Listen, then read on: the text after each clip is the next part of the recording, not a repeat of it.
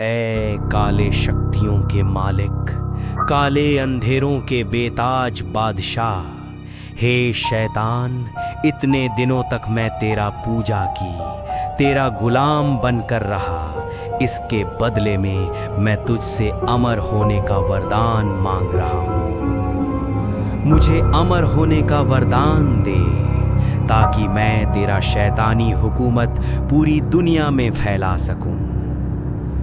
तू सुन रहा है ना? मुझे अमर होने का वरदान दे। इसके बाद शैतानी पुतले से आवाज आती है, तुम अभी अमर नहीं हो सकते।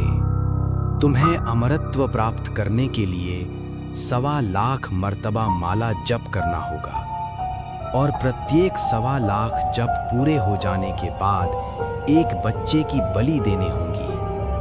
इस तरह से तुम्हें 7 बच्चों के सर काटकर मुझे बलि चढ़ानी होगी। इतना कह शैतानी पुतला चुप हो जाता है। अब तांत्रिक निकल पड़ता है मासूम बच्चों के शिकार के लिए।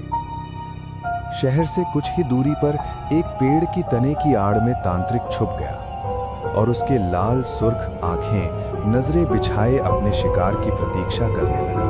अबे जल्दी से जा, 2 वड़ा पाव और 2 आमलेट लेकर आ। अगर लेट किया ना तो मैं तेरा आमलेट बना दूंगा।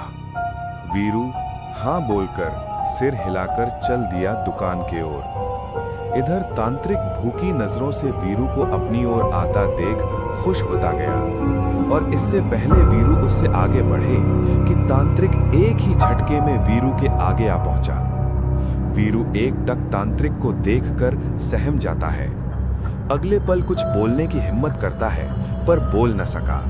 तांत्रिक वीरू के आंखों में देखते हुए मंत्रों का उच्चारण करते हुए उसके सिर पर अपना हाथ रखा।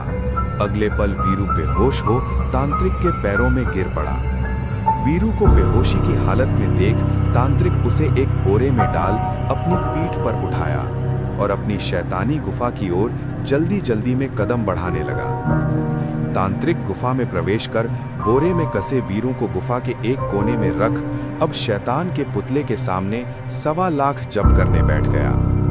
तत्पश्चात कई घंटे के बाद, ऐ शैतानों के शैतान, मेरे मालिक, मेरी पहली बलि स्वीकार कर, स्वीकार कर, स्वीकार कर, और मुझे अमर होने की शक्ति दे। इतना बोल खून की प्यास में चमकती तलवार से मासूम बच्चे का सर धड़ से अलग कर दिया, और एक खप्पर में भरी खून को शैतानी पुतले के समक्ष ले जाकर रख दिया। सो चंद मिनटों के बाद फिर खप्पर को उठाकर सारा खून पीकर दहाड़ जैसे आवाज में हंस पड़ा।